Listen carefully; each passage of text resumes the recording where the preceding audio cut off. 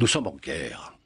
Il ne suffit pas de dire guerre civilisation, de la culture, etc. Tout ça n'a aucun intérêt, en réalité. Que ce soit civilisation, culture, tout ça, c'est un problème sémantique agité par des intellectuels qui n'ont rien d'autre à faire. C'est une guerre. Et quand on fait une guerre, on fait la guerre. Nous ne faisons pas la guerre. Nous ne faisons pas la guerre à Daesh. Alors on nous dit, mais avant, etc. Non, non, non, la création de Daesh, c'est un phénomène international.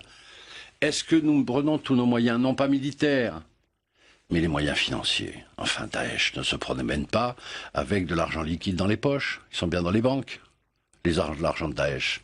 Et on n'est pas capable de savoir où ils ont mis l'argent, alors qu'on est capable de faire des sanctions contre l'Iran pendant des années, contre d'autres pays? Non, alors à qui profite le crime? Le pétrole qui continue à couler de Mossoul. Il faut bien qu'il sorte quelque part, il ne va pas chez les pompistes, il passe par la Turquie, et on n'est pas capable d'arrêter les conteneurs de pétrole qui sortent de Mossoul et qui passent par la Turquie. Alors, quand on fait la guerre, on fait la guerre. C'est-à-dire, on ne se contente pas de faire des discours. Car il y a une interconnexion évidente maintenant entre un groupe armé qui ne représente pas militairement beaucoup de choses. Hier, il y a eu une discussion entre M. Obama et M. Barak, qui est l'ancien Premier ministre israélien. Les Israéliens ont dit 2 jours pour détruire militairement Daesh. Pourquoi ça ne se fait pas? Qu'est-ce qui se passe en Syrie? Quelle est l'attitude de la France en Syrie avec Al-Qaïda? Ce sont des questions qu'il faut poser maintenant. Moi, ce que je souhaite depuis longtemps, c'est qu'il y ait un vrai débat de politique internationale sur cette situation qui a des conséquences en France. Daesh, c'est un phénomène nouveau qu'il faut éradiquer le plus rapidement possible. Je dis même pas que ce sont des islamistes ou que ce sont des islamistes, mais des voyous. Comment peut-on expliquer qu'on ait donné l'autorisation à quelqu'un qui est fiché comme salafiste de rentrer dans un Céveso 2 sans qu'on puisse examiner avant qu'il ait été salafiste? On donne l'autorisation à quelqu'un de pouvoir rentrer dans une usine qui est pleine de bonbonnes de gaz, qui peut risquer un attentat. La coordination n'est pas faite. Aujourd'hui, mettez-vous derrière le gouvernement et aidez le gouvernement à défendre les Français comme il le fait actuellement. Il ne le défend pas, je suis désolé. Il le défend très bien et avec beaucoup plus de fermeté et d'efficacité que tous ceux que vous avez soutenus jusqu'à alors. Mais vous savez que Daesh existe depuis 3 ans et que c'est pas la peine de nous bassiner avec Sarkozy. Depuis combien de temps? Al-Qaïda que vous soutenez en Syrie, mais vous soutenez en Syrie. Vous vous rendez compte de ce que vous dites? Mais je le dis, vous vous rendez compte de ce que vous dites? Vous soutenez Al-Qaïda en Syrie. Mais vous êtes fou. Mais vous êtes fou. Écoutez, d'abord, je vous permets pas d'insulter. Non, mais vous ne pouvez pas dire je suis tout à fait. Vous ne pouvez pas dire que la France soutient Al-Qaïda.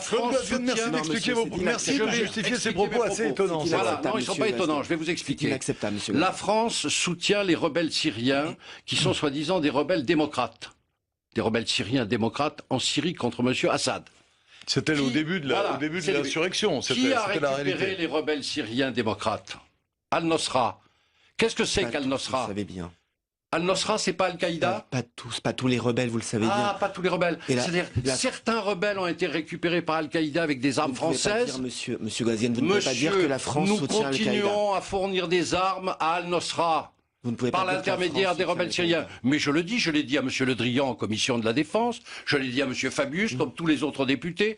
Il va falloir éclairer tout ça. L'attitude de la France en Syrie n'est pas en Syrie alors? Soutenir Assad contre Assad, mais ne pas se mêler de cette affaire. Nous avons pris position pour les sunnites. Nous sommes les alliés inconditionnels de l'Arabie Saoudite et du Qatar avec les sunnites. On sait très bien que l'Arabie Saoudite soutient les sunnites d'Al-Nosra.